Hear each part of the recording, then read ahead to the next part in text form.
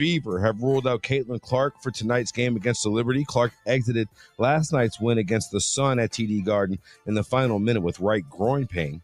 MLB All-Star Game drew 7.2 million viewers on Fox. The Broncos have signed their first-round pick, Jahdae Barrett, to his rookie contract. That makes Shamar Stewart the Bengals' 17th overall pick, left as the only unsigned first-round pick from last April's draft. I'm Martin Weiss.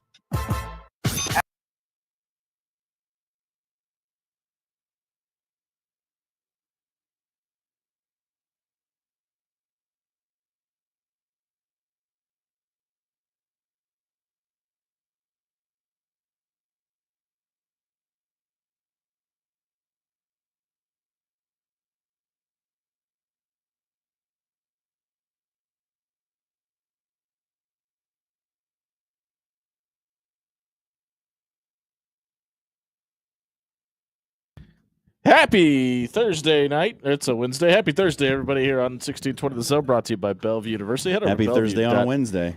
EDU. Register for classes at Become a Bruin tonight. I officially hate this headset.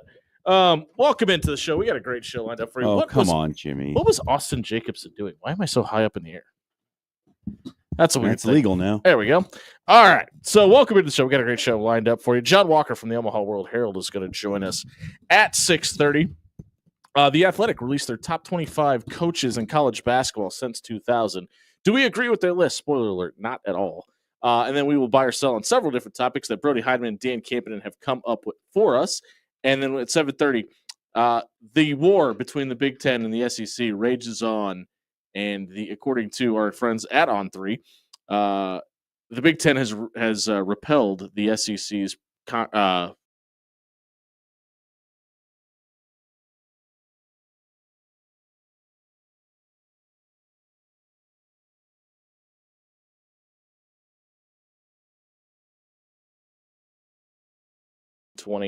on Twitter as well. I've been rewatching the 2024 Nebraska football season, and it got me. I have highlighted some things that I missed when games were happening live, and it got me to thinking about the positions, and more specifically about Dylan Raiola and what exactly Nebraska needs to improve on next season. So what we're going to do here is we're all going to give you the position group that we think needs to improve the most in 2025 for Nebraska to take the next step forward. This offense take the next step forward, and maybe even have a run at making a playoff appearance. And for me, it's wide receivers. And I specifically did not notice in real time, or even on the first rewatch, how bad Isaiah Nair was at blocking at the perimeter. Oh, you didn't see that? I did, but not to this level. I rewatched the Colorado game yesterday, and then I rewatched it today. I counted 7 missed blocks on the perimeter just by Isaiah Nair alone. Not very good. That's one game. The other thing, and I rewatched the Illinois game as well, and the takeaway that I took from both of those games, specifically Nebraska in the second half against Colorado and the entire Illinois game, there were so many opportunities where the offensive line completely does their job. Dylan Raiola has enough time to make a sandwich, deliver it to his neighbor, come back and throw a pass, and nobody gets open. And not even that they're not open, they are completely blanket coverage across the field. Now, listen, I mean, you obviously had Nayers coming back from the foot injury, Jamal Banks, new system, blah, blah, blah, blah. You also didn't have Dana Holgerson yet in either one of those equations. Now, you look at the end of the season, you had guys getting open a little bit more, and I wonder if Dana's system is going to help out a little bit. But specifically blocking out on the edge and getting open, like not even that the wide receivers have to be better. They specifically have to do those two things better. I don't care who your offensive coordinator is, who your quarterback is. This offense isn't going to work. Yeah, it's hard to disagree because it was a position group just like this year. Last year we thought was going to be a strength of the offense. We thought that the transfers that they brought in were really strong. We thought that the young players were going to be able to step up. They lost one of those veterans early on, like before the season started, to an injury, and so they were down a man already. But I think everybody thought, like, nobody was really worried about wide receiver last year. People, to your point, I mean, most people looked at it and go, okay, you bring in 2 Power 5 guys, and they're big time, big body type wide receivers. this should be a no-brainer. It should be plug and play. And that's a little bit of the fool's gold that the transfer portal gives you, right? It's well, they played a lot of football at fill in the blank school. Well, were they good? Were they productive? Did they play a lot of snaps? And I think those are all things that we had to take into consideration. But for those guys specifically, Jamal Banks and Isaiah Nair last year, I don't want to say it's understandable, but it's also a freshman quarterback in a new system, and there wasn't a whole lot of a gelling period anyway. But that doesn't matter when it comes to blocking on the perimeter or just running the route as fast as you can. And it seemed like those two things down the stretch were definitely lacking. And maybe some of that, like not getting open stuff, is predictability of the offensive play calls, and that's Fair. changed because it seemed like there were guys open more after Dana took over the offensive coordinator spot, and they changed the scheme up a little bit. Like, they can't change it a ton in the middle of the season. That's a recipe for disaster. But it seemed a little better after he took over, and you hope that continues into this year. Well, I don't think it hurt that he started directly calling guys out by name. Sure. Well, in some cases by number too. Mm-hmm. And I think that, like, on the offensive side of the ball, I think you're absolutely right. I think the wide receivers just have to be, as a group, better than they were last year. And I'll tell you this, you could take any one of the seasons of the two guys we just talked about and any one of the seasons that Dane Key has had up until this point, and Dane Key is head and shoulders above where those guys were. And I think Isaiah Hunter is going to end up being better than all three of them. And Ja'Cory Barney has to take that next step as well and be that weapon that he looked like he could be at times last year. There were also games where he completely disappeared and didn't do anything. Well, and I wonder how much of that too was it got a little predictable when he was in the backfield or running motion, and defenses had to start keying in on him. Like, okay, this guy's he's a true freshman, but he's got game breaking potential, and we saw it time in, time out. Yeah, so I it's hard to disagree with wide receiver. I went a little different way and kind of flipped it a little bit, and mine's on the defensive side, and it's the defensive line. Just based on what they lost from last season, that group has to step up and at least be comparable to what they were last year. I know it's maybe not exactly what you were looking for asking this question, but that's the first thing that came to my mind was that defensive line's got to step in and be ready to go. Like, they have to be better than backups that they were last year. They have to be much better than second team players that they were a year ago. Well, and I think those two positions specifically kind of tell you the story about the way that we thought before the season as the season progressed too, because on this show specifically, I think you and I both said the two strengths. We talked about the strengths on each side of the ball. We both said defensive line. We both said wide receiver. Now, we were correct about one of them, and that dictated the entire season for that side of the football. Now, if we're talking strictly on the defensive side of the ball, for me, the defensive backs have to be better. And that's an interesting case study because there's so much change there. I mean, you have Sierra Wright coming back, and I think, and he's maybe the most under talked about guy that's going to be important this season, because I think a lot of people look at him and go, you pencil him in one side of the field and he's going to be a guy that's going to be able to take that away. So we don't have to talk about him because we feel comfortable in him doing it. Now, I really think that you're going to see a lot of those guys that we saw in the bowl game that were true freshmen a year ago make an impact this season, because I don't think you see that playing time in the Pinstripe Bowl unless there's a concentrated effort to see what you have to give something this season. Now, Deshaun Singleton coming back maybe changes that equation just a little bit, but I mean, listen, I think that Caleb Benning is going to be a guy that's going to see a lot of reps this fall. Yeah, I think the safety spot is actually really good for Nebraska this year with Singleton and Buford, and then you have Mario Buford you can kind of plug him into one of those spots as well. I think the safety spot is pretty strong.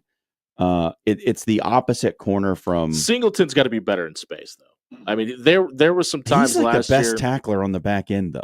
Yeah, but if he had to come up into the box and stop things around contact, there was and he overran a lot of plays. Yeah. He's got to be better in space. And Donovan Jones was really good in the bowl game. I agree.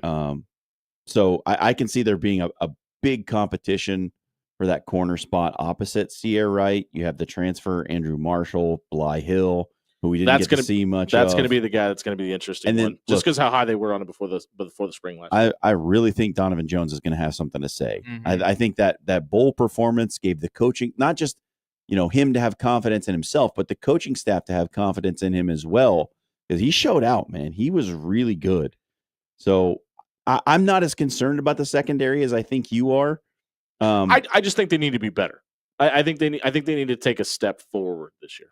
Yeah, and I would say in general I would disagree, but there's one area, and it's those third and long situations, which for whatever reason, for the past 3 coaching staffs, Nebraska, when they get a team in third and long, you almost feel like, well, they're going to convert this because it happens so often. If it's third and short, last year felt pretty good about Nebraska getting the stop. And a lot of that is because of the defensive line that we talked about. Yeah. If it's third and long, you're like, well, they're going to throw something over the middle. This guy's going to be wide open. They're going to get 12 yards on 3rd and 11, and it's going to be a first down drive. And it just felt like that happened too often. There was something wrong with third and long situations last year. So in that area, yeah, they definitely need to be like, there's no reason you should give up that many third and long conversions. We spent a little bit of time last week talking about intriguing players and guys that it's going to be interesting to see where their season goes. That guy in the defensive back room specifically for me is Jeremiah Charles. Just incredibly explosive and athletic. The dunk contest stuff. Matt Rule has openly talked about him and his athleticism. We just haven't seen that translate to on the field play, right? And as far as intriguing and seeing how many minutes and snaps he gets this year, that's a guy that I'm interested to see if he takes a step forward and can contribute this season. We're just talking back end guys. Yeah, I've already mentioned him. It's Donovan Jones for me. I think he's going to be a big time impact special teams guy. I think he's probably one of your gunner types on the outside that's running down on kickoffs and punts. And where does he slot in? I mean, do you use him in the nickel some? Does he come in as your third corner? Is he a starter? I mean, I don't know. There's a lot of questions around that competition, and he's the one I'm watching closely. Is it surprising that there are so many questions about the specialists right now that we're not talking about? Not at all. You know what I mean? Like, is it because of how much you believe in Mike Eckler? Because we don't know what we don't. Oh, I'm saying it's not surprising. Yeah. But listen, we don't know what the place kicking situation is going to be. What's the point of us doing this exercise if you're not going to get to the 2 other people on the other side of this thing? You're saying special teams. I get it. Oh, you're going to say special teams. I was going to say special teams. Jump in, Dan. Go ahead. Because we finally bring in Mike Eckler. We finally have allegedly the punter that he wants. I have a feeling that John Hull is going to still be our place kicker, and we have Tristan Alvano still on our bench. John Hull's injured.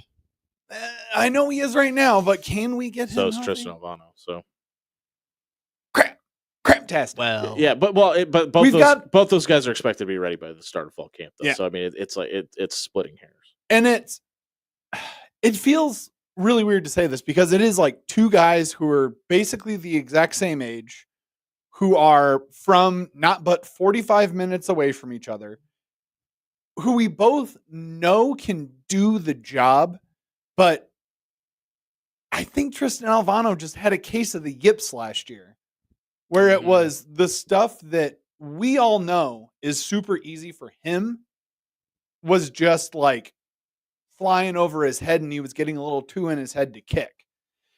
Now, I think a lot of the special teams woes that we see will be cleared up by Mike Eckler. At least I hope that is the case. Crossed. It's been kind of a weird offseason because we really haven't talked a lot about special teams because immediately after the season, that was the one glaring issue that I think we had.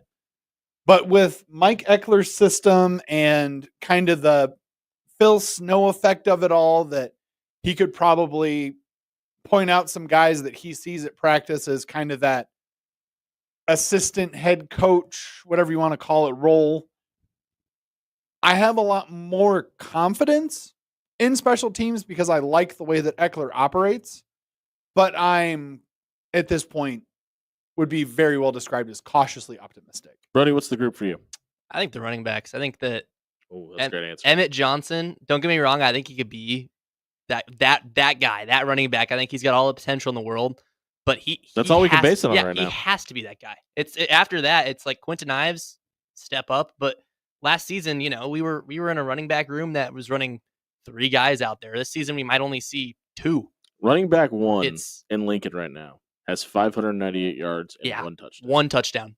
That's it. He was in a pretty heavy timeshare last year. I agree, but listen, Still, that's just a fact. Like that's to- all we have to base Mhm. what Emmett Johnson is and can be. Off. Well, I've made my feelings no secret about this. I think that they were playing the wrong guy for most of the year. I thought Emmett Johnson was the best back in the room when we started the season last year. I don't know. I think they felt a little bit obligated to give carries to Ramir too. Not that he didn't earn them, but I Mhm. mean, Sure. as a guy that's put that much time into the program, the fact that Emmett Johnson started as number 4 on the depth chart is a little concerning to start the season. Yeah.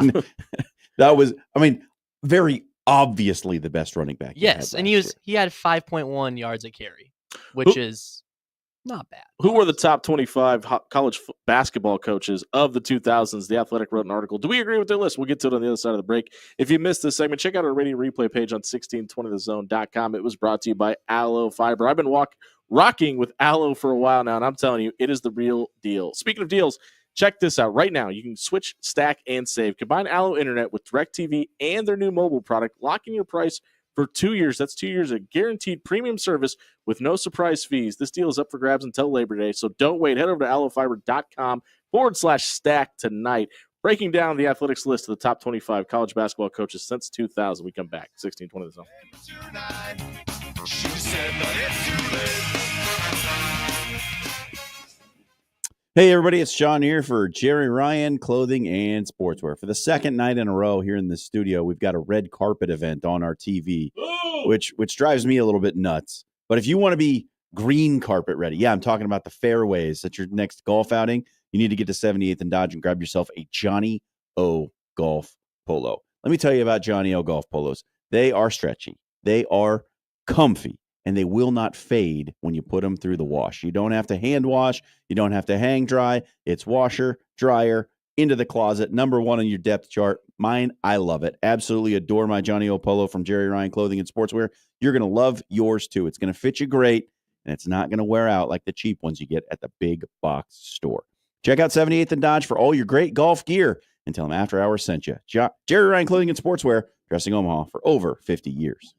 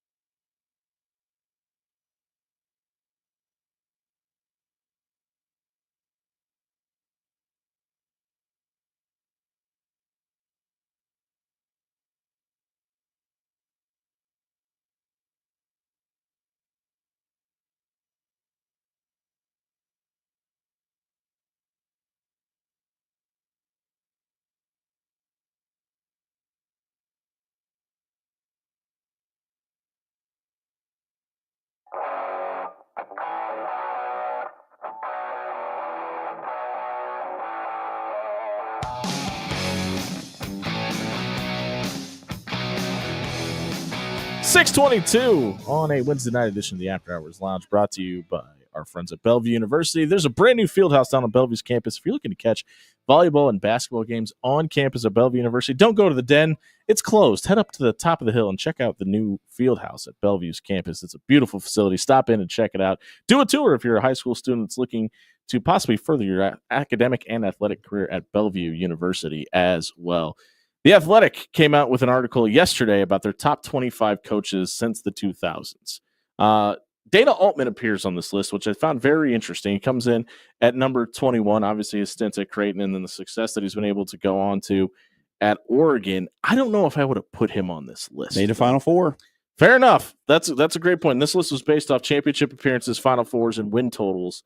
And regular season conference championships. Regular season totals and conference championships, tournament style, and in the regular season. But the top 5 I thought was the most interesting. Rick Pitino comes in at 5, Jay Wright at 4, Coach K at 3, Roy Williams at 2, and Bill Self at 1. I would have probably completely redone this top 5. I don't really know. I don't know if I would have put Bill Self at since 2000. Yeah, correct. What we're talking about. I don't know if I'd have put Bill Self at 1 because Roy Williams, 3 national championships and 7 Final Fours. Maybe it's because Self is still coaching and there's a little bit of recency bias, even though Kansas had the season that they did a year ago. But for me, I mean, when you're talking about 3 national championships, that's pretty impressive in its own right. But 7 Final Fours, I mean, it's kind of hard to argue. Yeah, it's the regular season and conference tournament titles that push Self over the top, though. And 18 in 20 years. But Kansas dominates Big 12 basketball, though. And in the ACC, but in the ACC, you've also got Duke across the way, and yes, Kansas has got to deal with Texas, and I get all that. But to me, 24 NCAA tournament appearances. I have him at 3, so I'm not. 3. I'm not saying he doesn't deserve to definitely be in the conversation. I think he's definitely the best coach currently coaching today. But for me, I put Roy Williams 1, Coach K 2, Bill Self 3. I think Jay Wright's really interesting at 4, but the national championships obviously speak for themselves. I really wonder if they do this list pre-Rick Pitino in Queens again, where does Rick Pitino fit on this list without what he's been able to do at St. John's in reconstructing that roster? And obviously done a masterclass of a job, and you're not going to get an argument for me to put him on this list at 5. But I think it would have been really interesting to see this list. Yeah, I honestly couldn't find fault with the rankings when I looked at the article, except for I wonder if you're going to go where I'm going. Mark Few. Yeah, okay. All the other guys have amassed most of their wins at power conference programs where their budgets are big, the competition inflates your RPI. Like, you can backdoor your way into an NCAA tournament. You can't do that at Gonzaga. No, you basically have to win that conference every year to get in. Maybe you get 2 teams in the years when St. Mary's. Yeah, I was about to say, or if St. Mary's comes along one of the season. But listen, if Gonzaga has a St. Mary's-esque run, people are asking what's wrong with Mark Few and why is it not working, which is incredible because they are, technically a mid-major school, but they're technically a blue blood now, which is incredible. 716 wins. Is that good? Since 2000.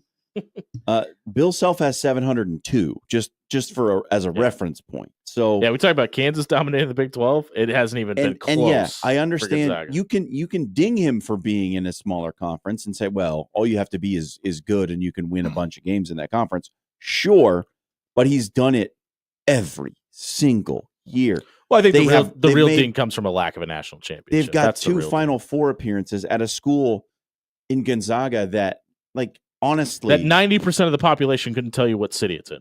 Doesn't, like, one of these things is not like the other, is what I'm saying. So I think I might even put him above Billy Donovan and maybe ahead of Rick Pitino. That's the other place I was going to go, because I think Billy Donovan, who hasn't coached in college basketball in 10 years, coming in at number 6 on this list, tells you how special those 2 Kim Noah teams of the 2000s were. And the Athletic actually just released, as we were coming on, their top 25 teams in college basketball since 2000, and those Joe Kim Noah Florida teams came in at 6, I believe, on that 9th. I'm sorry, they're 9th on that list. Billy Donovan was 6th on this list, but I think that just goes to show you that how good Billy Donovan's run at Florida and how special it really was. 3 Final Fours, 2 national championships. Yeah, it's hard to judge people when you've got a different lengths of time to judge them upon. Fair. Right? It makes it a little tricky. And so And absence makes the heart grow fonder, right? We haven't seen Billy Donovan coaching in 10 years in college basketball. Some of this, I mean, ranking things is always going to be somewhat subjective, and it just how you feel. This same writer could write this article in a year, and it might be different. Yeah. And not based on anything but just time passing. And the fact that Dan Hurley is 14th on this list after winning 2 of the last 3 national championships, if he does write this artitle a year ago, yeah, how much different does this list look, and where's Dan Hurley rank on that list as well? Who did you have at number 1, Jimmy? I had Roy Williams. I had Roy Williams, Coach K, and then Bill Self. Sorry, Jimmy Chavez. Those, I'm fine. I flip flop Roy. I flip flop Roy and Coach K though. Yeah, because I think Coach K had a little bit more. If those are your top 3 guys, you could give them to me in any order. I really don't have any dispute about it. I just think Roy's Final Fours and national championships speak for themselves. You know, my affinity for like my opinion on coaches are the best ones are the ones who do more with less. Like that's just my general opinion on coaches. Like we've had the Ryan Day discussion. Could he win at South Dakota State? Yeah. Like, you know what I mean? We don't know, and probably will never know. But it's just my general opinion that the best coaches do more with less. And that's why Dana Altman being on this list, I think a lot of it has to do because of the success and the way he was able to build Creighton to where it was. Speaking of college basketball, John Walker from the Omaha World Herald is going to join us next. Some breaking news about Creighton's current number 5 and Owen Freeman and some surgery that happened today. We're going to get John's thoughts on that and a whole lot more. If you missed this segment, check it out at at 1620thezone.com on our radio replay page. It was brought to you by our newest sponsor. It's the Rail Car. Stop by 144th and Blondo for happy hour from 2:30 to 6 p.m. Monday through Sunday. They have appetizers starting as low as $2 plus $1 drafts and bottles of beer, cider, and NA beers as well. All their signature cocktails, just $10. Classic cocktails, $8. Every single glass of wine, the entire joint, $2 off. Check out Railcar right off the corner of 144th and Blondo. Stop out for happy hour deals. Stop out and grab dinner tonight. We'll be right back. Catch up with John Walker of the Omaha World Herald here on 1620 The Zone. Do it all again. I guess I'll have to wait until then. If I get drunk, well, I'll pass out on the floor now, baby. Hey, everybody, it's John here for Bob at Williams Law. Listen, if you have some legal troubles that you are facing, look, it happens to everybody. Maybe it's happened to a young person in your life. Maybe it's happened to you. Maybe it's happened to a family member, criminal, civil, or personal. Doesn't matter. Williams Law can get you covered. Bob, he's one of the nicest guys in the business. He's going to sit down with you for a free, no obligation legal consultation. Not going to ask you to sign any papers or pay him a retainer or do any of that stuff.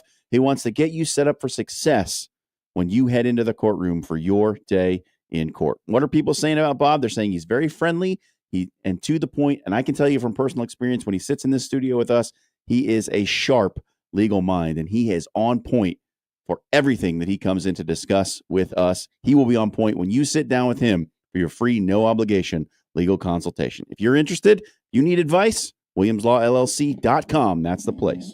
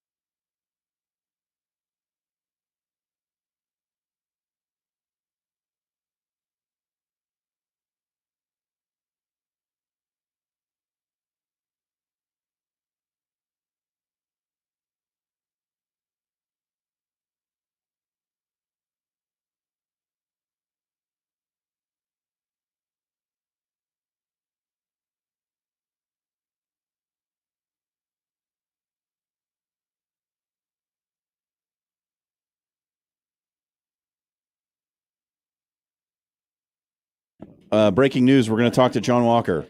Yeah, spoiler alert. What just happened? I don't know. Brody, it's still going. Whatever you're doing, stop it right now. Brody, it's still going. Turn it off. You have to turn off the music. There we go. That might be the most Wrong unique bump. bump that we came back to. Wrong but bump. Breaking news. John news. Walker's still here. John Walker from the Omaha World Herald now joins us here on After Hours. John, good evening. How are you? Hello. I am good. I'm actually just now. Once we get off of here, I will be moments away from filing some notes from today's Creighton basketball practice. So Awesome. I'm good. I'm busy. How are you guys? Before we get to that, I think you broke Sure. the internet last week by breaking down your strategies at Aldi. So we have to ask you, what does this Wednesday bring John Walker away from the basketball court? What did you do today? What did you get into today? So I really didn't do much today. I really just kind of prepped for Creighton practice. We knew that there was going to be some news definitively, right? And so I spent a lot of the morning prepping for that. But yeah, did you guys get a lot of interest on my Aldi strategy? People were very interested about your cart strategy, and I had about 6 people ask me where they could get one of those shopping bags that you referenced, so they didn't have to get a cart anymore. I think they just sell them like it's an Aldi branded bag. So I was in Oklahoma. Yeah. I did some research. In Oklahoma, I went to Aldi and I didn't have a bag, and at the time I didn't know that you have to bring a bag or at least something to carry your stuff in, and so I just bought that one there. So if people are interested, man, I guess just go to Aldi. Brody, what your research? Research. Yeah, I think the breaking news drop was actually needed because I did some research on this. The majority of the major shopping grocery stores in Omaha sell those reusable bags that you can just buy there, including Aldi. So yes, that's what I'm saying, man. It's not just Aldi, but people are going green. Yeah, exactly. We got to take care of the earth while we're on it, I guess. Hey, you mentioned it a minute ago. Obviously, the definitive information about Owen Freeman and his surgery comes out today. Do we know when we should expect Alexia Dimitrievich to be on campus at this point? No, and truthfully, I'll take a hand up. That's on me for not clarifying that or asking Greg McDermott. I don't think they know. To talk to. Yeah. I'm not sure. I hope to have that answer sometime in the next 48 hours through different channels, through non-Creighton channels. I hope to have that answer sometime in the next 48 hours. But yeah, it's an interesting situation for sure. It made a lot of sense for the first part of the summer because he was playing with the Serbian national team in the U19 FIBA World Cup. But that's over and has been for, I think, a couple of weeks now, at least on Serbia's end. So yeah, it's a really unique, really interesting situation that needing a center, Alexia Dimitrievich, a guy who could really, really, really take advantage of this opportunity, is not on campus. You also had some interesting stuff about Nick Graves today that you put out on Twitter, and him saying that he wanted his portal process to not be about basketball.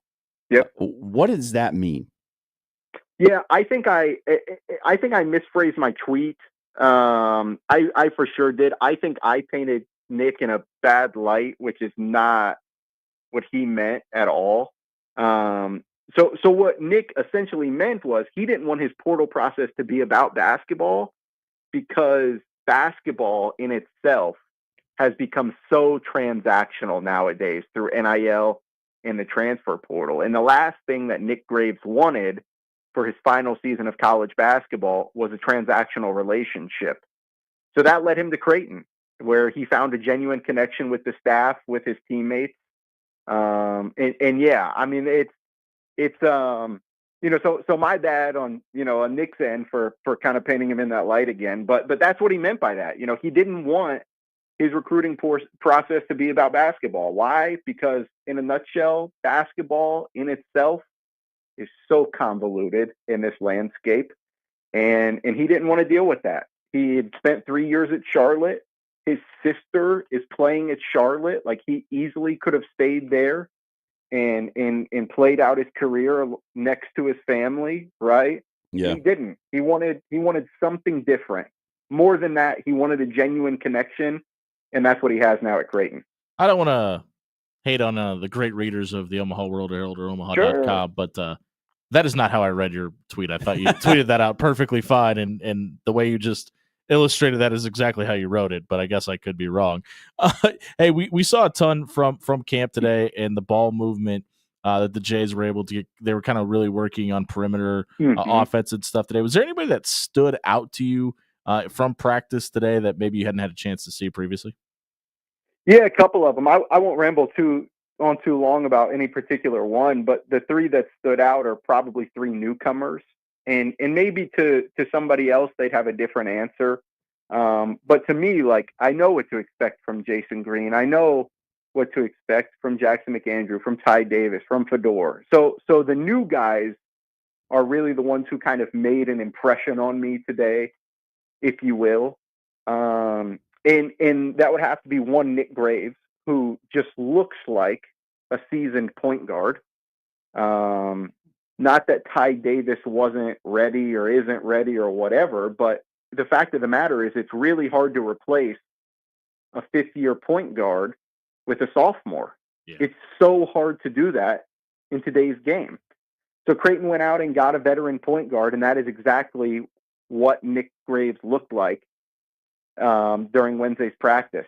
Blake Harper was really impressive. I do think, guys, I think he's 6'8". Yeah. He was standing next to Jason Green, and I was like, oh, okay, he actually is 6'8". And if he's not 6'8", he's 6'7". And he was really impressive. Greg McDermott said that Blake Harper has a little bit of Baylor Shireman in his game with how he sees the floor and his ability to create for himself and others. And I saw that on full display throughout the practice. He's going to be a really interesting piece on the wing. They're going to have some versatility there. And that kind of takes me to the third of three that stood out today. A guy we've heard a lot about through the first half of the summer, Hudson Greer. Mm-hmm. I was sitting next to Tom Chattel, and obviously, as we talked about, Alexa Dimitrievich is not on campus yet. So Hudson Greer was the only freshman in the gym today. And I'm sitting next to Tom Chattel, and I said, could you, if I didn't tell you, could you pick which one's the freshman? And he was like, no. And I don't think that's I'm not saying that as an indictment to where Creighton's roster stands, right? I'm not saying that Creighton's roster looks like a bunch of freshmen. No, he's that dude. It's more so an indictment of Hudson Greer, who doesn't look like your typical freshman. He said that he's already put on 10 pounds since he's been on campus. That didn't come with a compromise to his movement. John, those are the three. I was going to ask the Hudson Greer comment. Is that because of how well he moves away from the ball? Yeah, it is. It is. Now he joked that he's living the dorm life right now, and so are the 10 pounds from Chipotle, as he said, or did he put them on in the weight room? Sure. I kid, obviously. But yeah, that's the most impressive part. Is sure Alan Huss had to say some things, and Mac had to say some things. I mean, at the end of the day, he's a freshman, right? You're going to have to point things out because it's all new to him. But Hudson Greer's ability to move without the ball is going to, sooner than later, I'd imagine, carve out his role in this system, on this team, in this offense. I really think so. The problem, guys, as you know, there is a massive log jam at the 2, 3, 4 right now. Mm-hmm. So we'll just see what happens as it pertains to this year. But Greg McDermott said it. I believe it as well. That Hudson Greer is going to be a really, really good player at Creighton. When? We'll certainly see. It's interesting that you call it a log jam, because I think when you were talking to Greg McDermott, he had some things to say about depth, right? And mm-hmm. and I think, are you getting the sense now that this is very pointed at building that depth for those late season slogs that they run into? Yeah, somebody asked me that in a mailbag that was one of the questions I got for a mailbag in early May. They had just went out, or maybe mid-May, they had just went out and got like the flurry of transfers so quickly.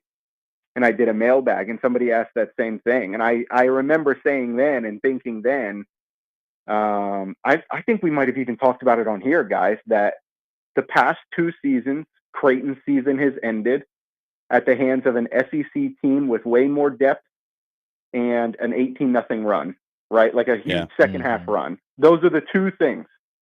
And if those are the 2 things that get you in back-to-back years, you've got to address one of them.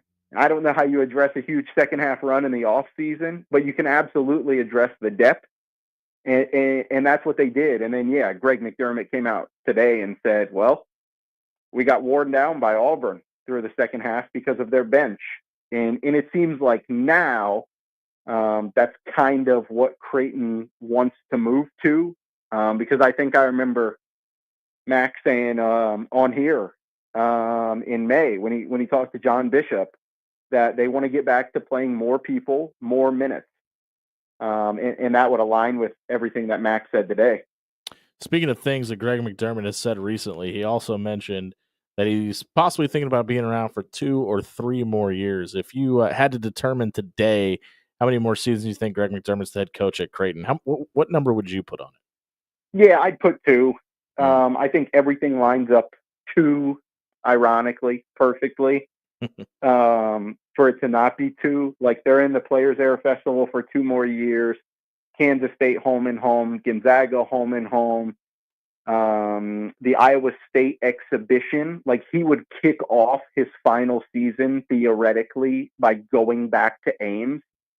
That would be insane. So I think it's 2. When they brought Huss back in May, the people I talked to fully expected it to be 2. So if I had to give a number right here on July, I don't know, 16th. whatever day it is, I can't even tell you. In 16th. July 25, Yeah. I would tell you that there's 2 more seasons in the Greg McDermott era at Creighton.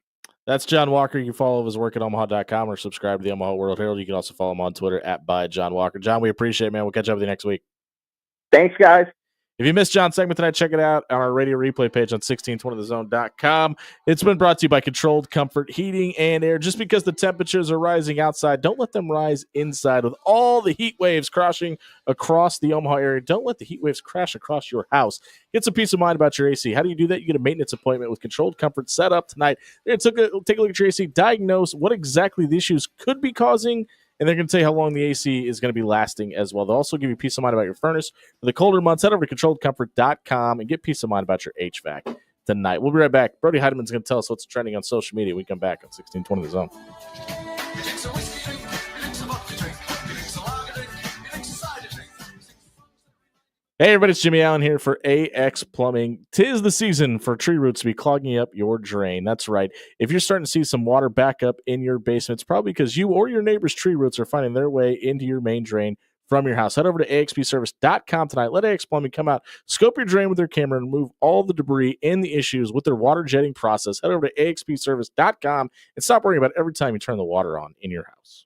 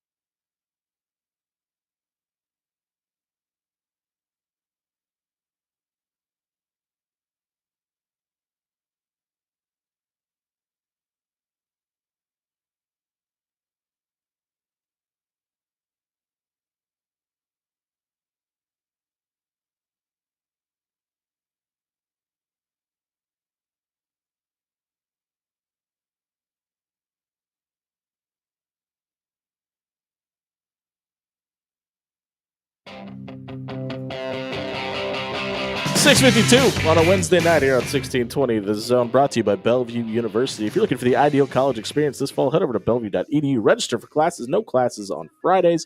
You can do the majority of your schooling online. Check out bellevue.edu and register for classes today. Speaking of eventual college students, Hey, Brody Heidemann is in studio with us tonight. Pride of Gretna, Nebraska, the future UNL alumni. soon to be 1 month. I move in. What are you most excited about? Football. Getting fat? Honestly, football. I'm being honest. It's football. I don't care about anything else. I think football, just being a student. Have you signed up for student tickets yet? Are you serious? Okay, Are you yeah, serious? all Yes. I bought them the second they came out. When did they? Oh, I didn't realize they were. It was. They came out in like I think it was early spring is when I bought What's them. what's the cost now for It's $150 the whole season? total. Yeah, every home Oh. game. So it's like I think it rounds out to be it's $25 That's a ticket. Okay, so they've gone up slightly. Like I remember back when I looked like I was old enough to buy student tickets, it was like $45 a game. Dang. Well, what do we got for the social media soundbite tonight?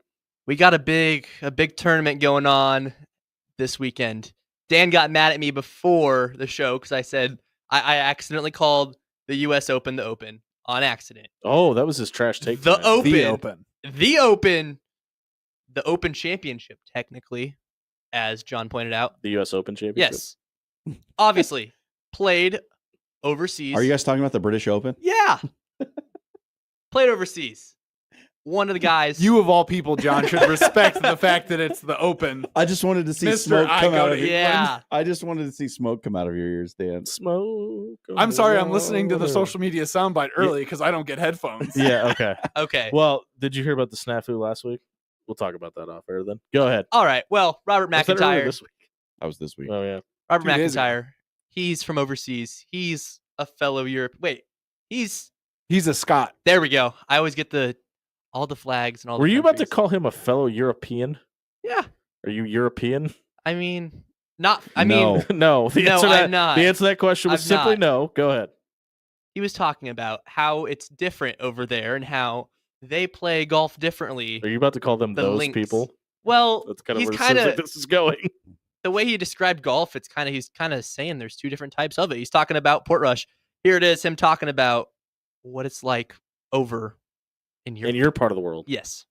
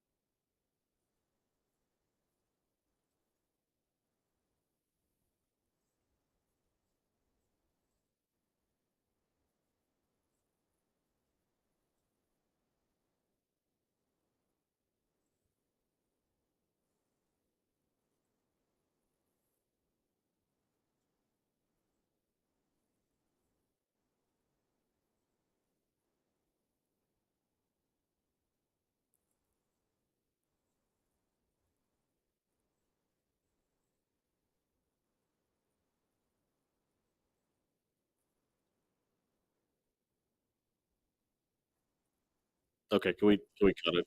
This might be the most boring social media. Dan soundbite loves of all his time. voice.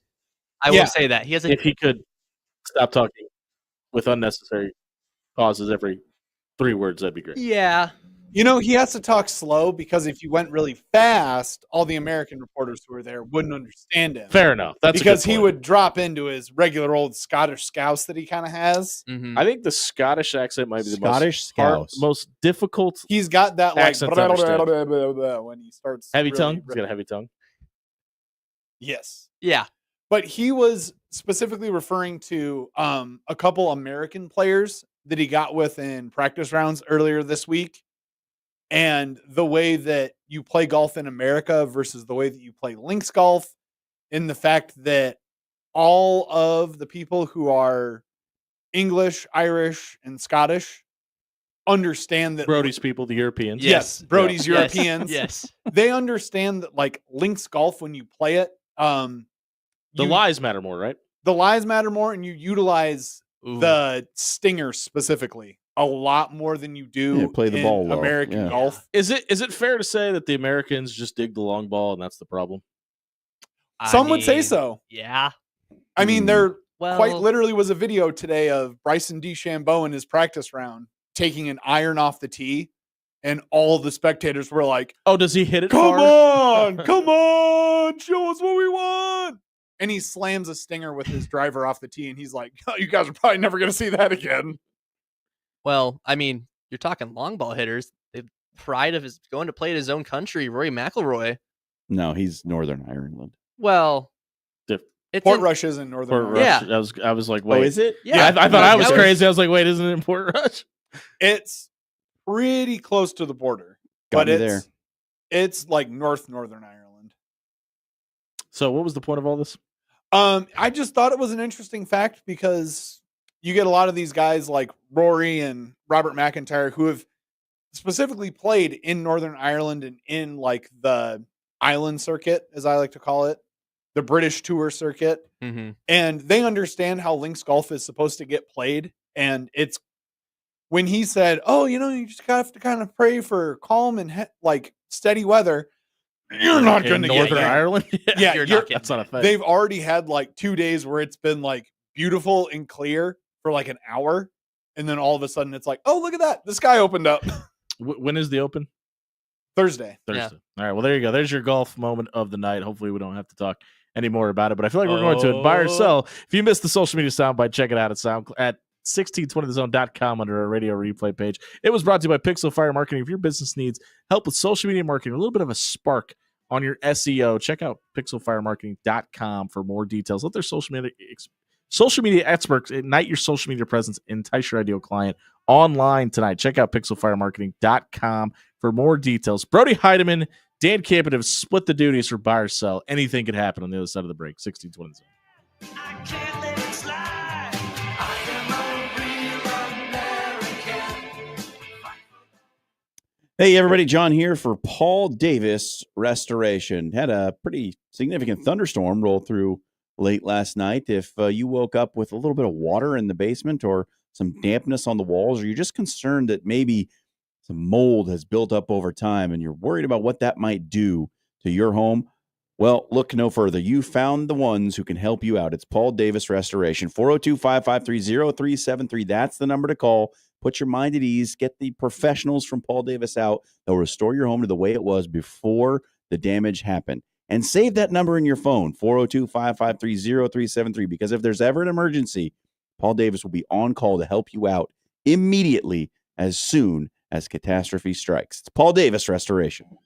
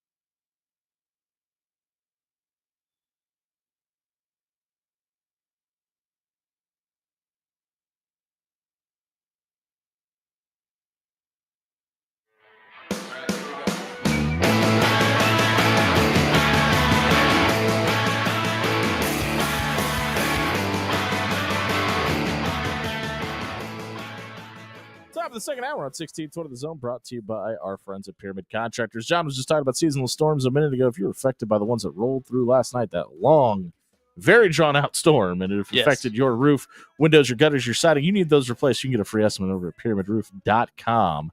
Tonight, it's time for Buy or Sell, and I think we need to caveat this with the fact that these two yahoos that are about to ask these questions wrote these questions. This is not a direct reflection of After Hours or any of our beliefs. So whatever happens here might go a little bit off the rails. Brody, And what do you got for us? I'll kick us off. Everyone's favorite billionaire, obviously, Dave Portnoy, and his company. Is he a billionaire? I think he still is. I think he's still a billionaire. First of all, don't disrespect Warren Buffett like that. Secondly, keep going. His company, Barstool, are now in talks to join Fox's Not even close, Brody. big noon kickoff. By an order of magnitude.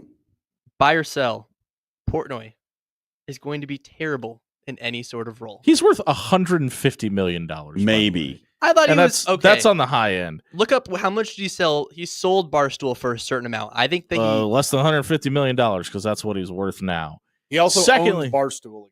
just so you're aware. Yeah. Secondly, this is a direct response to Pat McAfee, by the way. Mhm. That's all this is. This Yeah. is they wanted their version of Pat McAfee. And by the way, Dave Portnoy is not Pat McAfee. He doesn't have anywhere near the charisma or the talent. This is a horrible idea. I hate this. Please stop doing this to all the major news networks. Just get people that know ball to talk ball. Do we really need to talk this much Michigan stuff too? Like, I get it's big noon kickoff, but like that's all. This is all he's going to talk about. McAfee does a really, really good job of talking about West Virginia only when West Virginia gets brought up. He homers for him, don't get me wrong. He's an absolute West Virginia honk, but he goes out of his way not to talk about it. And Dave Portnoy is talking about raising funds to pay quarterbacks in Ann Arbor. What are we doing? Yeah, like I'm not shy about my feelings about Dave Portnoy. I think the things he says are disgusting. I don't like him in any shape or form. I don't like this because I used to like to watch Big Noon Kickoff because it was a little different. Like, I feel like on ESPN Game Day, it's kind of same. You know what I mean? It's gotten stale. It's gotten a little stale. They do the same things every week, which They is hit the notes. Yes. yeah. Sometimes like it's hit or miss. Sometimes they have some good things on there. Can we bring David Pollock back and get rid of Desmond Howard? That'd be great. Dave Portnoy is not someone I want to see on my television. I don't care what Dave Portnoy has to say. I'm so interested to see what his type of role would be because they're not going to put him with the players. You don't think? Yeah, I don't know. I don't know. By everything I'm reading today, kind of sounds like they're putting him with the players. I by feel the like way. they're going to have his own like.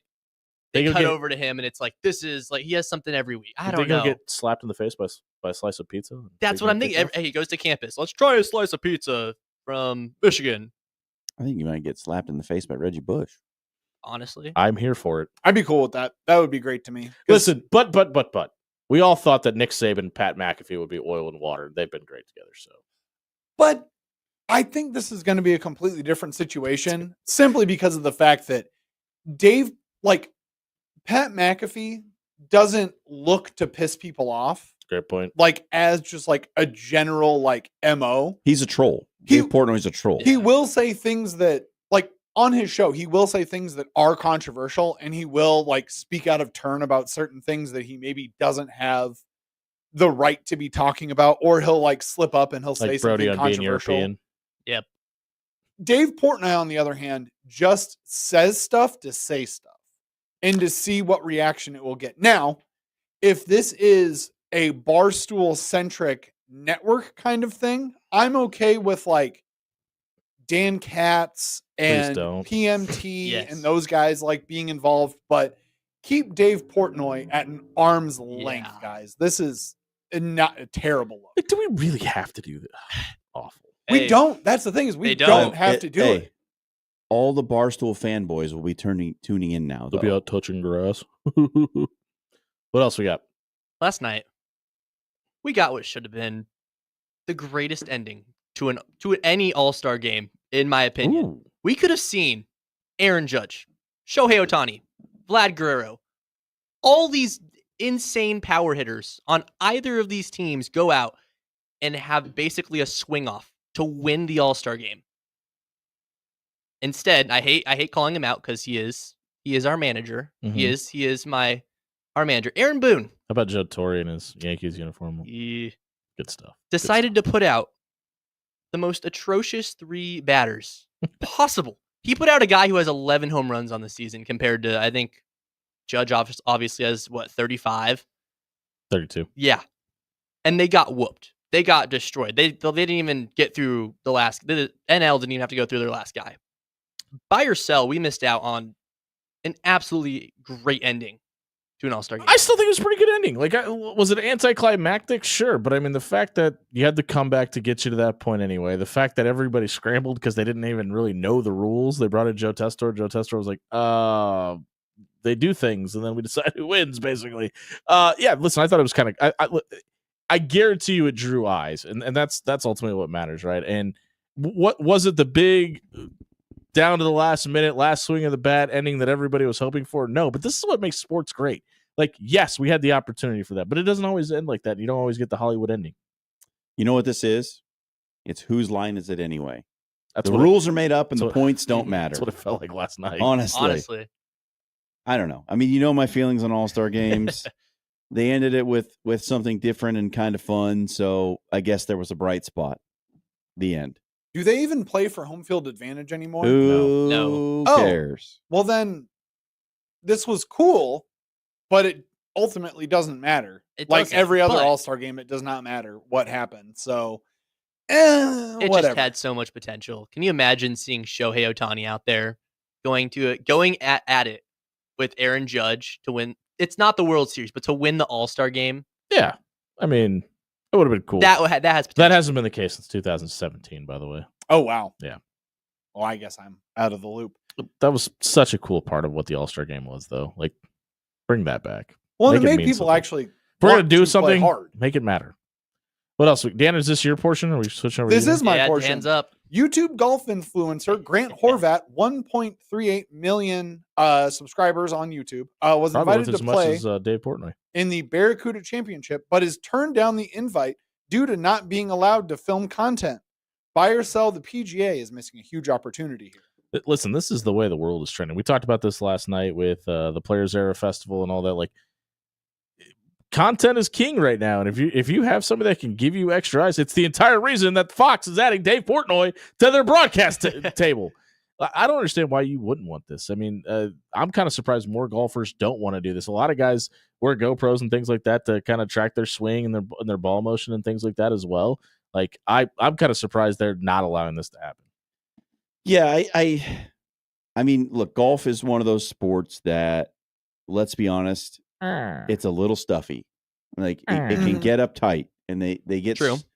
It's played by old. Say what you want to say, they John. get stuck in their ways with things a little bit. Why would it be so much of an affront to the game if you just allow him, an extra person who's a cameraman, to go out and run camera for him while he goes and plays around? It's not a major. It's not a big time event. Like, this would be huge for the game of golf, and like to maybe get people who are like, they're golfers themselves. Obviously, they're interested in golf if they're following him on social media. Maybe they don't watch the PGA Tour. Mhm. Maybe this gets them into watching the PGA Tour more. It does feel like a missed opportunity to me. Dan, you want to know the real problem? The people he's asking doesn't know what YouTube is. yeah. That's they probably do. the case. They're very well. Yeah, they're well they- aware. they are. They know what YouTube is because. And okay, this is where I defer because You should have added context. Kind of. do you want like the context? No, Give we them don't. the context. Just get to the point. Because Where do you defer? Just get to that point. Recently, the PGA has been opening up their major courses to YouTubers. So Grant Horvat has already been out at Portrush. He's already played through there, and a bunch of other YouTubers have played Portrush. They've played Oakmont, and they've, kind of seen how they would stack up as regular golfers, playing from the tips, trying to get into this professional atmosphere. That being said, no, Grant Horvat, you don't deserve to go to a PGA Tour event and film, because you would technically be stepping upon the advertisers who the PGA already has built into this event. Why can't he partner with their advertising? That is their thought. Oh, you think Grant Horvat deserves to partner with Rolex? Why not? I mean, Isn't he a PGA? Why not? Why? Isn't Let me he- ask you why. Isn't he on the PGA Rolex Tour? is a multi-million-dollar company. Isn't he on the PGA Tour? no. No, No, he's he's not. not. He No. is a literal YouTube golfer. YouTuber. Okay, He then in that only case, does YouTube. that He that does changes not my golf answer. professionally. There are plenty of guys right now who are in Q school who deserve this opportunity Mm-hmm. more than Grant Horvat. How many YouTube followers do those guys in Q school have? How many new eyes are they bringing to the product? Yeah. Probably Roundabout. less than carry Grant the one Horvat, but zero. who cares? Dan, That's why He's it's a missed already doing opportunity. this for PGA Tour So, events. It wasn't. already- Should he be allowed to? Is it a He's missed already opportunity? literally doing this at Portrush right now. He literally put out a video today from Portrush. The And other- said, "Hey, look at me! I played Royal Portrush. See how I play from the tips." Let's get to the questions of the night shift. We're going to open up the mailbag on the other side of the break. If you missed buy or sell tonight, check it out at soundcloud.com/after hours 1620. It was brought to you by our friends at Controlled Comfort Heating and Air. You don't want it to be hot in your house while it's hot outside of your house. You need to get a maintenance appointment set up with Controlled Comfort. They're going to come out and take a look at your HVAC unit. They're going to tell you how long your AC unit's going to last. They're also going to give you peace of mind about your furnace as well. Head over to controlledcomfort.com and set up a maintenance appointment with Tony and the team tonight. We're going to answer your questions on the other side of the break. 1620 The Zone. Just to waste my time with you. Tell me all that you've thrown away. Hey, everybody, it's Jimmy Allen here for Bob Williams with Williams Law. Has your son or daughter found themselves in a little bit of trouble, maybe facing a court date coming up, and you have some questions about their legal rights that you don't have the answers to, and you know Google isn't going to give you the answers you need? You need to set up a professional legal consultation with Bob Williams with Williams Law. He's going to give it to you for free. That's right. He's going to sit down with you and your loved ones, walk you through your rights, explain the process of going to court, and get you ready for your big day at no cost. Get a free, no obligation legal consultation with Williams Law tonight.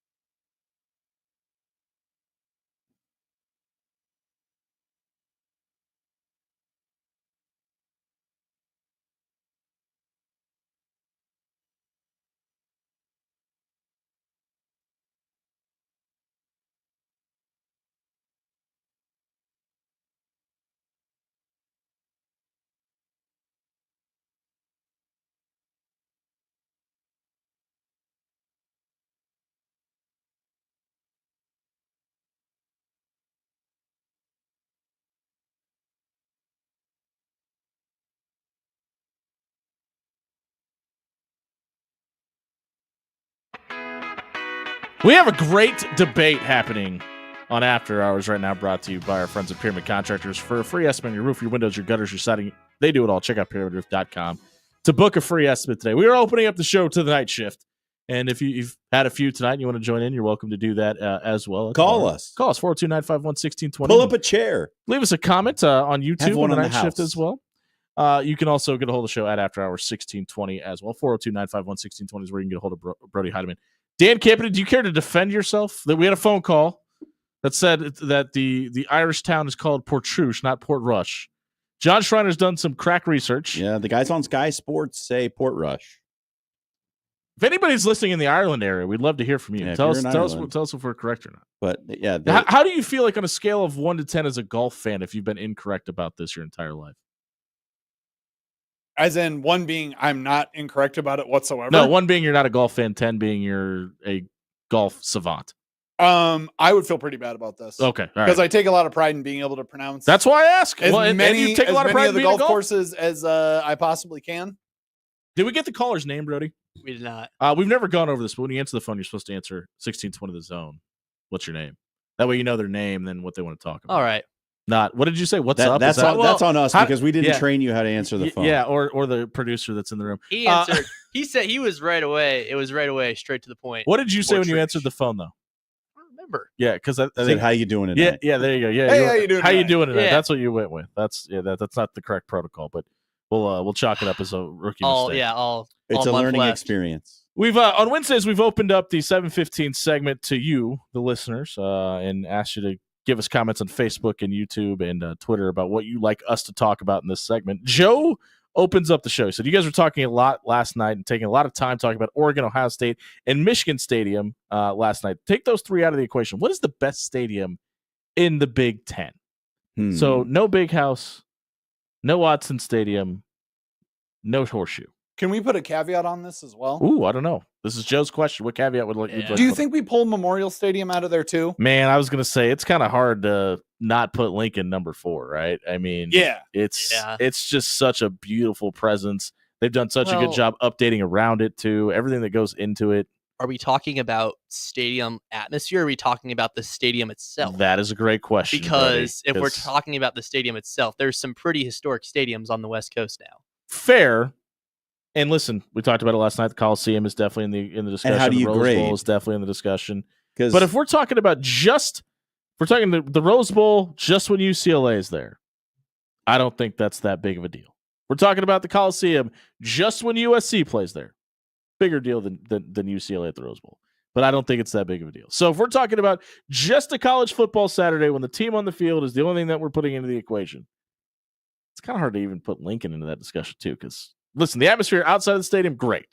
Once you get the in, atmosphere in the little bit stadium old. for big games is good too. For Yeah. big games, yes. Big games, yes. I think it's starting to get the old mystique back a little bit. You got to win football games. That helps. Yeah. Yeah, I'm gonna say I think there's a little bit more of a positive vibe around the program now, and I think there's a more lightheartedness where people aren't going there every Saturday and kind of expecting doom and gloom. Yeah. If only there was a chronicle. What's your answer? Number 4? I mean, Memorial Stadium is near and dear, very obviously, but I almost, if you're taking out those 3, I was gonna go with Husky Stadium in Washington. It's in Seattle. It's The views are incredible. It's known for being one of the loudest stadiums in college football. They usually have great turnout. Like I don't know. That one's gonna be hard to beat. You got an answer? So pulling Memorial Stadium out of it, because that's definitely my number 4. Okay. If we're going with that being number 4. I would put a bid in for Minnesota. I have always It's the newest. From an aesthetic standpoint, that's actually where I was going to go. As Yeah, well. I was going to Yeah. say it's new, it's clean, it's nice, and Golden Gophers fans are pretty loud and pretty rowdy, and they get behind their team no matter what. Yeah. They too like to row the boat. Hey, Camp Randall, I think that it's got a good environment. It's We're had talking a about good- just night games. It's either Beaver Stadium or Camp Randall. yeah, right? they've got a good Probably. environment. It's a great all point. around. I don't know. I mean, it's and then what are you grading on? Are Yeah, you that's grading what I on game mean. day Are we- atmosphere? Or are you grading on amenities? Are you grading on like the overall facility, like Food they serve could be thrown into the Ooh. equation.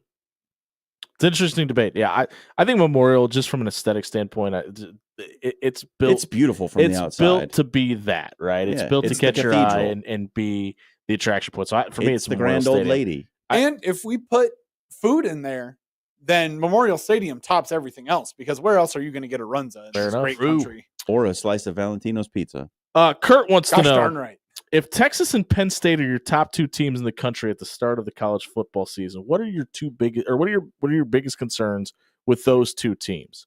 I'll start. If we're talking about Texas, they got to keep running backs healthy. They got to be able to run the football. Arch Manning's not going to be able to be the gunslinger he wants to be if he's got to carry the ball and offset the load from a hurt running back. And for Penn State, it's not how you move the ball. It's how do you kind of distribute those touches and kind of keep everybody happy, right? You got one of the best, if not the best, backfield in all of college football. Who are you throwing the football to, too? Like you can't just run the football 60 times a game. So it's going to be interesting to see how those two things pan out for me. For you, number one for Texas, it's their head coach, because you haven't done it until you've done it. Yep. And Steve Sarkisian hasn't done it yet. And how does he manage the game in the big moments if it comes down to crunch time? We don't know. We haven't seen him do it. Like, you haven't done it until you've done. So I think they have the talent. They have the roster to absolutely win a national championship. Do they have the head coach? We'll find out this year. We will find out this year. That's my biggest concern for them. do you feel any better about the way they navigated the SEC last year? Like does that make it less of a concern because of how last year went? I think I do too. Like for the way they went through the SEC last year was pretty impressive. But again, they didn't do it in the postseason. And the other thing is those SEC teams have a little bit more Right. on them now as well. And for Penn State, I think the biggest concern is just getting over the Ohio State hump. Like Same point for Texas. They haven't done it yet. Yeah. Well, but Penn State, even when they have like on paper, like this is the Penn State team that could do it, they don't do it. Like they just always seem to falter in that moment. And then there's usually a game outside of the Ohio State game during the regular season where you're like, boy, they really shouldn't have lost that game, or that shouldn't even have been close. And they somehow like trip up and stumble. So it's the early season stumble and the Ohio State hurdle. Those are the concerns for me. For me, right now, Texas-wise, we've gotten the glimpse, but is Arch Manning truly the prince that was promised? Yes. Is he all that in a bag of chips? Is he Eli, Peyton, and Archie all rolled into one to make the perfect Manning specimen? And also, is he as fast as Cooper? That's always something that everyone wants to know. And there's a lot of questions around Texas. I think you two made very good points to like kick this thing right off. So I'm not going to retread over old ground. Mhm. And then for Penn State, for me, it's can James Franklin stop tripping over his own feet? Yeah, I think Dan, you said it best. Arch Manning. That's really just the biggest concern for Texas. But for Penn State, I think John said it's just the expectations. They've had these good teams in the past.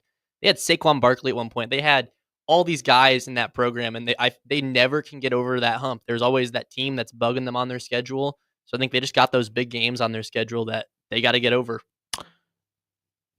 J-Man in our YouTube chat in the night shift wants to know if Shaq can punch Dave Portnoy in the face. Excuse me. Shaq threatened to punch RG in the face, RG3 in the face next time he sees him. I think I'd be perfectly fine with Shaq punching either one of those two people in the face, if I'm being completely honest. Hey, if you missed our mailbag segment tonight, check it out on our SoundCloud page on our replay page on 1620thezone.com.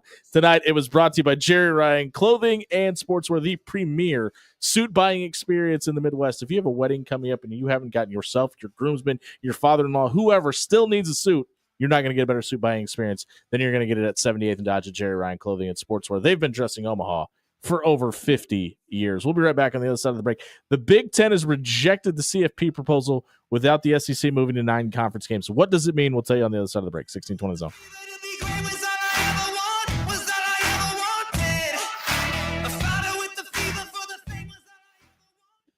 Hey, everybody, it's Sean here for one of our newest sponsors of the After Hours Lounge, and I am so happy to introduce you to Railcar on 144th and Blondo. If you haven't been out there for brunch yet, let me tell you, it is among my favorite, possibly my top choice for brunch on the weekends. 9:30 a.m. to 2 p.m., Saturday and Sunday.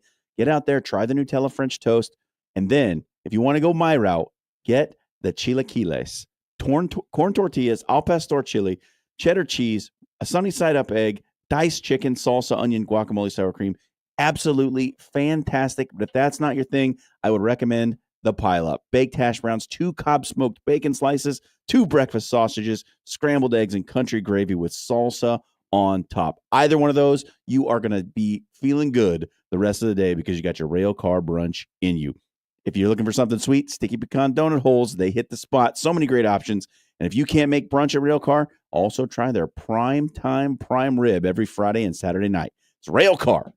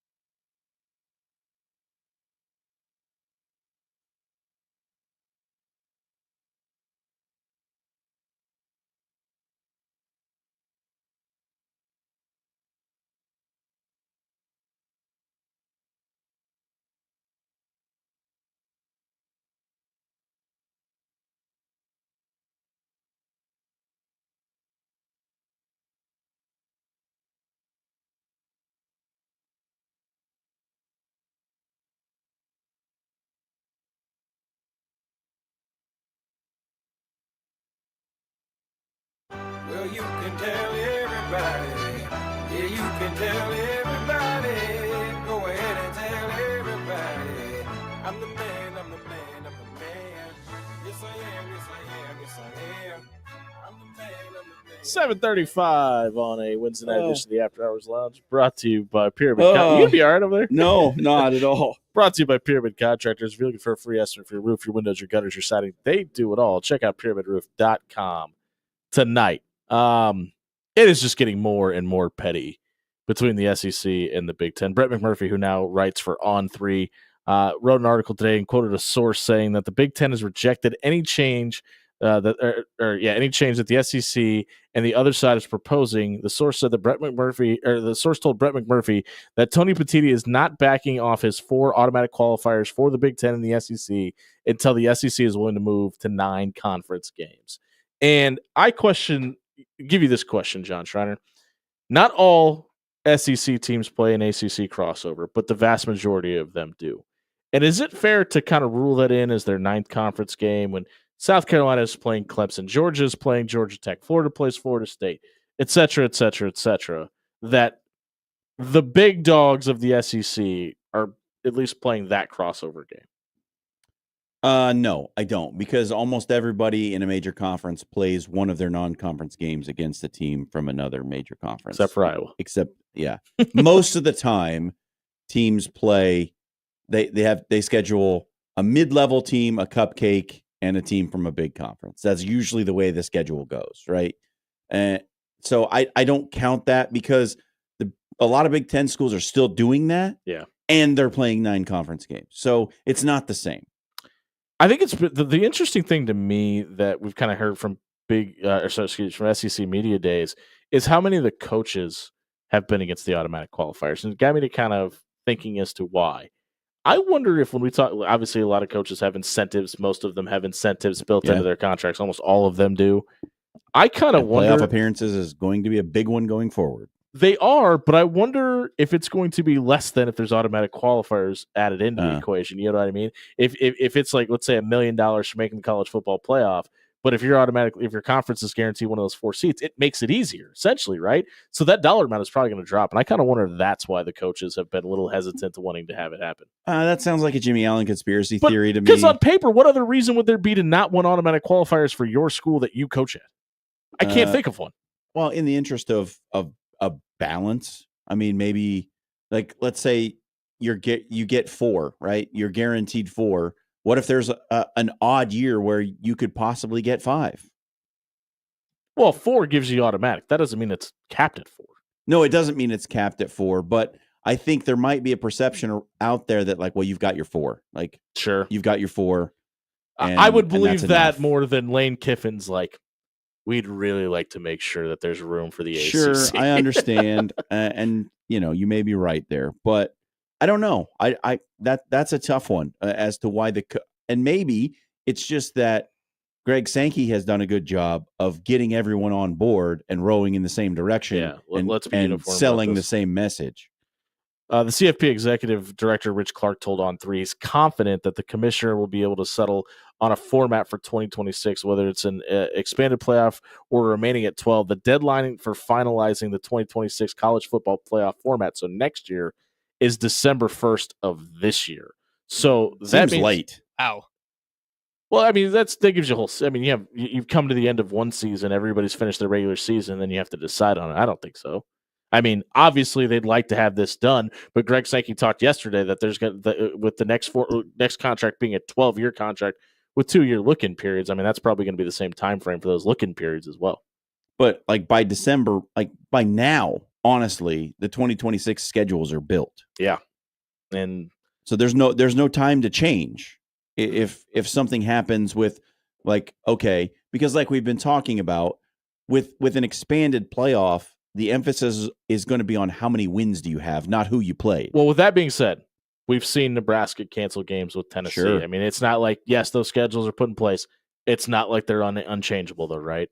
Well, look at all the heat Nebraska took for changing it. Well, and Rich Clark went on to say that let's get to 16 teams that are representatives. I'm sorry, Brian Kelly said this. I apologize. Let's get to 16 teams that are representatives of their entire schedule, not 16 teams that have great records. Brian Kelly also went on to tell 1010 XL in Jacksonville, not all schedules are the same, not all wins and losses are the same. That has gotten me to this point. I've been very torn. Listen, I love the way it shook out this year, but I've been very adamant that positive or negatively, I don't think you should look at this version of the 12-team playoff and say, this is it. This is what it's always going to be like. I'm torn because I think the ultimate goal of every football season is to determine the best team that should get a chance to play for a championship and give them the opportunity to do that. I think that's what sports is supposed to do. Sports is supposed to determine who the best team is and award them with a championship. At the end of the day, that's the end goal, right? Mm-hmm. Yes. But I think if we're all being realistic, I think we could all look at LSU last year and look at Boise State last year and say one of those two teams has a better chance to win for the national championship, and it's probably not the team that made the playoff in Boise State. But at that same vein, we still have to reward teams for the regular season, their body of work. And I think Ohio State last year is the perfect example of that. I think they were clearly the best team. I thought before the season started, they were the best team. I thought they're the most talented team. They still had 2 losses in the regular season. They still got a chance to play for a national championship. I don't think that means that the best team still can't lose 3 games because of random things that happen in the season, whether it be injury or adversity or bad calls or something like that. And we say, okay, they're automatically out. So I'm in this, like, I just don't know if 16 teams fixes that problem, because I feel like we're going to have the same question or same thoughts around team number 19, 18, or 17, 18, and 19 once we get to 16 teams. And when do we stop having this conversation? Yeah, it's with so many moving parts and so many conferences and so many teams, it's always going to be hard to narrow it down. But like, it hasn't been bad, and I know I go to this all the time. That hasn't been bad for NCAA basketball. Like, that debate about team 69, 70, 71, Nice. 72 is healthy for the sport. It keeps everyone talking. It gets more fan bases involved in the discussion.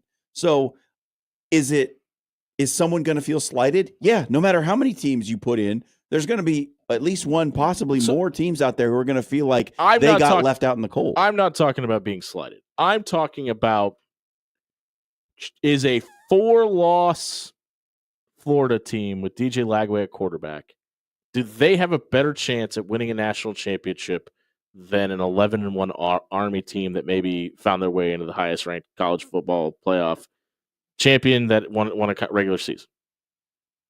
I don't think that, and I think that debate is always going to happen. Yeah, that debate is always going to happen. But if you want to be in the SEC, then you have to play the schedule that the SEC gives you. But do we punish Florida for that? Because right now, there are no automatic qualifiers. No, we don't punish Florida for that. They make a lot of money for being in that conference, and they have a lot of advantages that Army doesn't have because of all that money. I agree, but maybe punishment's not the right word, but Florida benefits from that. The University of Florida benefits from that.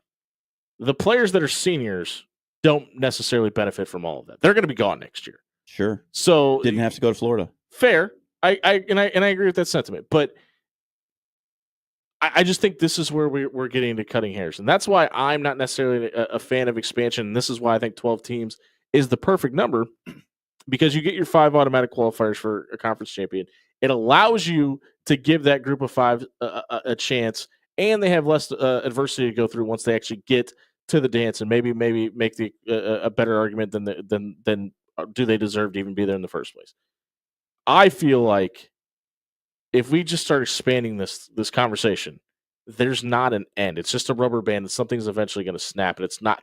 And we're kind of already having it with the NCAA tournament too, right? To make that point, we're already talking about adding more teams to appease the masses that are making the most money. Mm-hmm. It's not. I don't think it's to appease the masses who are making the most money. It's to make more money. That's the more games, more TV, more money. I think those things go hand in hand, though. And again, for the reason being, though, they have the most talent on paper, right?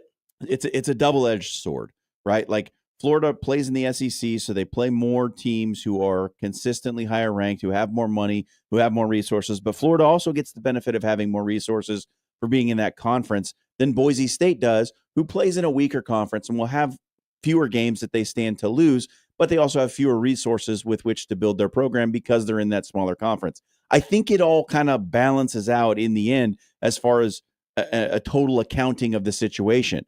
Now, you have to be able to win the games that are on your schedule, and that's what it boils down to. Well, and I think this kind of goes back to your earlier point, Jimmy, is that there's always going to be teams that feel that they've been slighted by not being allowed into the college football playoff. But the end-all be-all argument of the whole entire thing can always just stack up to one phrase: you should have played better in the regular season. Because if you have 4 losses on your record, there's no way you're going to make it. And It Yeah. sucks. You have to win the games. It Yeah. really sucks. Let me, But if you want to make the college football playoff as a 4-loss SEC team, as a 4-loss Big Ten team, heck, even as a 4-loss Big 12 ACC team, it's never going to happen. Let me and that's sad. let me write the script then, because you said you should have played better in the regular season, and I agree. I think 80% of situations that's absolutely the truth. Let's turn this around. Let's say that Florida State 2 years ago gets to 8-0, and that's when Jordan Travis gets hurt. But he gets hurt to the point that he can come back and play in the postseason. You still feel that way? Yes. Yeah.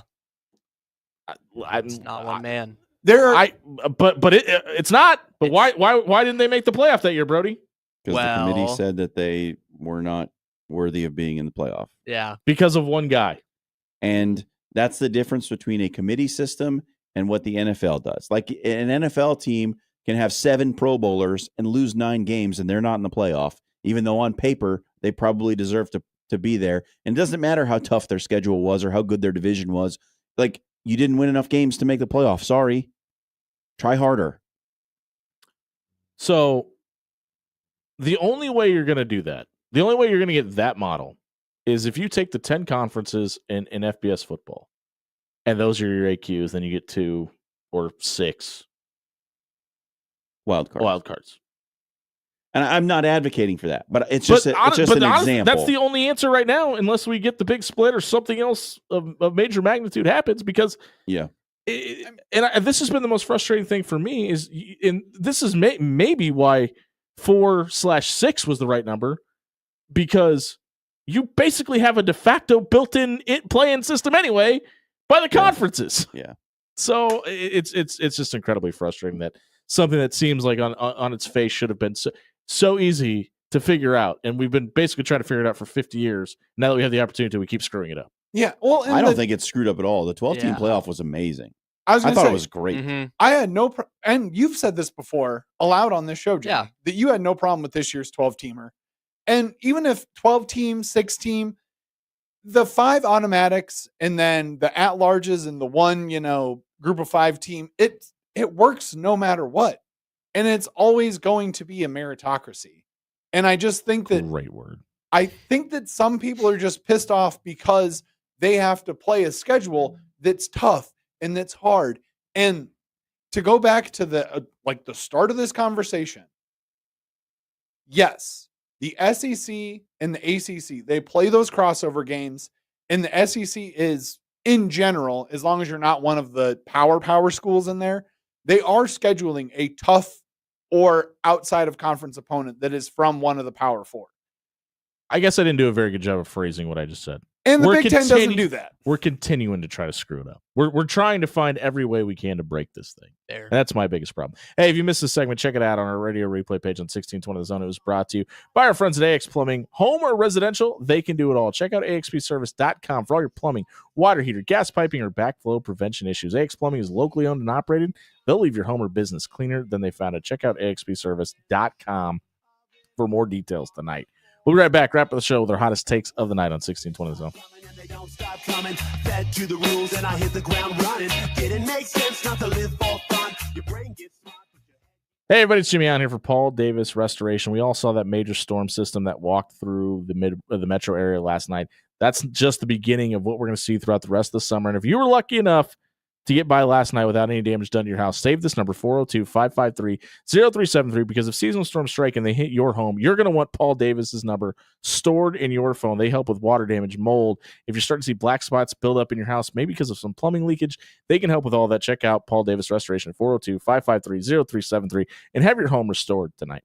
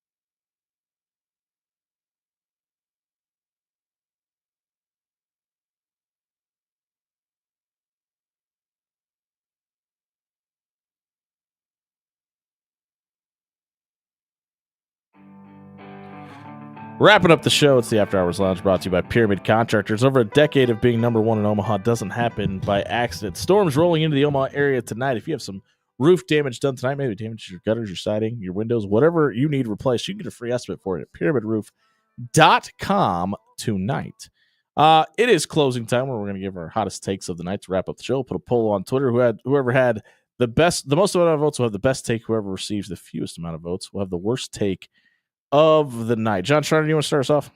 I will. And I'm doing what nobody ever thought I would do. I'm taking this segment to soccer. Weird. Whoa. Nobody Wow. else on this. Keep in mind we have 3 minutes to go. I was going to fast. say nobody else on this radio station. Nobody else on this show, but nobody else on this radio station will talk soccer. So I'm going to do it. The Women's European Championships are going on right now. We've reached the quarterfinal round, and there is an epic matchup at 2 p.m. tomorrow. You can find it on your Fox station. England and Sweden. I'm telling you, this is going to be an absolute banger. If you like soccer at all, turn on Fox tomorrow. England, Sweden. I'm predicting an upset by the resurgent Swedes. Dan, we got to go quickly. What do you got? Derrick Rose is trying to make chess cool, and I'm all here for it. Derrick Rose was in Las Vegas just the other day meeting with number one chess player in the world, Magnus Carlsen, to get some tips and tricks about chess in general. As you may know, Derrick Rose is now retired from the NBA and has become a huge fan of the game of chess, and he's trying to bring it to the urban community. I'm here for it. If anyone can make chess cool, it's D Rose. One of my fellow Europeans is going to win the Open Championship this weekend. All right, your take tonight is Europe is cool. That's all. There we go. That's all I'm putting on the poll. College football. That might be the winner. There we go. College football needs to do a better job of putting more marquee matchups in week 0. We're 38 days away from the kickoff of college football. Yes, we are excited about Farmageddon. You need to put more games around that as well. If you missed any of the show tonight, check it out on our radio replay page at 1620thezone.com. It's brought to you by Aloe Fiber. Aloe has been empowering communities in Nebraska since 2003 with offering a suite of integrated products and services that allow you to focus on running your business while they handle the rest. Aloe customizes business solutions, including internet, data, business, TV, cybersecurity, and voice solutions, and give you the technological advantages that help you capture your business tonight. Check out Aloe Business for more growth in your company. For Dan Campion and Brody Heidemann, John Schreiner, I've been Jimmy Allen. Go eat a Chicago dog because it's National Hot Dog Day. Grilled with mustard.